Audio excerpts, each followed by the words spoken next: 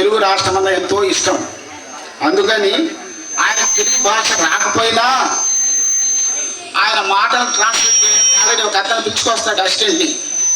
ఇప్పుడు కూడా అదే రేంజ్లో, ఎందుకంటే ఆల్మోస్ట్ అందరికీ హిందీ రాదు కదా.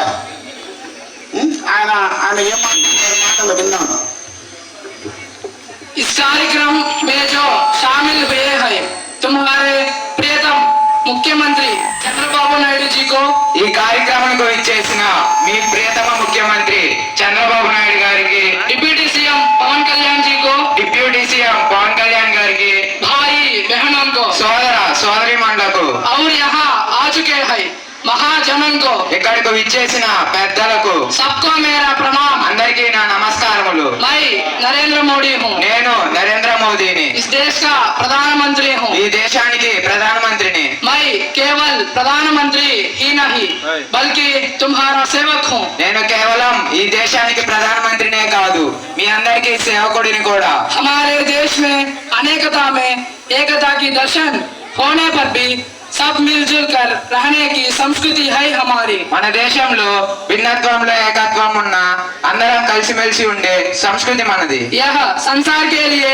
आदर्श की बात है। ఇది ప్రపంచానికి ఆదర్శం. हमारा भारत अखंड है, अविभाज्य है। मेरा भारत महान। మన భారతదేశం అఖండమైనది, అవిభాజ్యమైనది.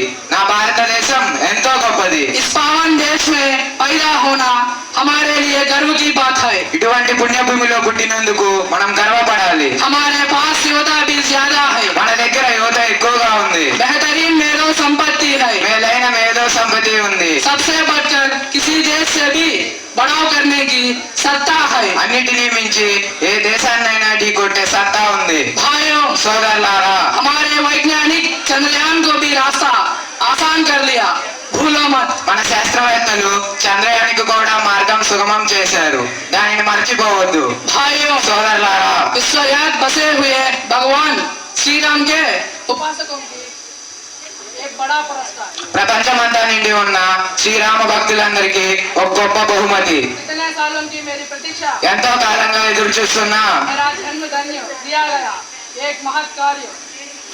నా జన్మ ధన్యమైన ఒక మహత్ కార్యం.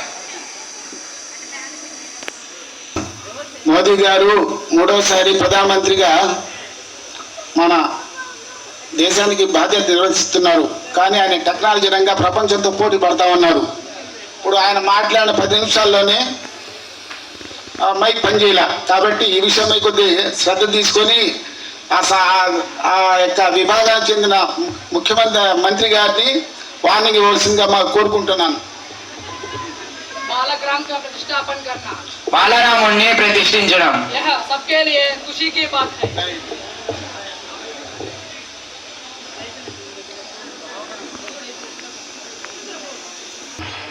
यह सबके लिए खुशी की बात है। ఇది అందరూ సంతోషించదగ్గ విషయం. पाठशालाएं मेधावियों को सिद्ध करने वाले महान क्षेत्र है। పాఠశాలలు మేధావులను అందించే ఒక మహత్తర క్షేత్రములు. विद्यार्थियों का भविता का सही मार्गदर्शन यहाँ ही मिलता है। విద్యార్థుల భవిష్యత్తుకు సంబంధించిన సరైన దిశానిర్దేశం జరిగేది ఇక్కడే. इसमें अध्यापकों का योगदान ज्यादा ही रहता है। దీనికి ఉపాధ్యాయుల పాత్ర ఎంతో ఉంది. तब हमारा भारत अच्छे नागरिकों को पा सकता है। అప్పుడే మన భారతదేశం అత్యుత్తమ పౌరులను పొందగలుగుతుంది. मैंने सुना कि सामान्य विद्यार्थियों को भी प्रत्येक प्रतिभावान बनाने के लिए श्री चैतन्य वालों ने राइट चॉइस है। సామాన్య విద్యార్థులను సైతం అసాధారణ ప్రతిభావంతులుగా తీర్చిదిద్దడంలో శ్రీ చైతన్య వారు సిద్ధాస్తులు అని విని ఉన్నాను. खुशी की बात है कि मुझे कितना बिजी शेड्यूल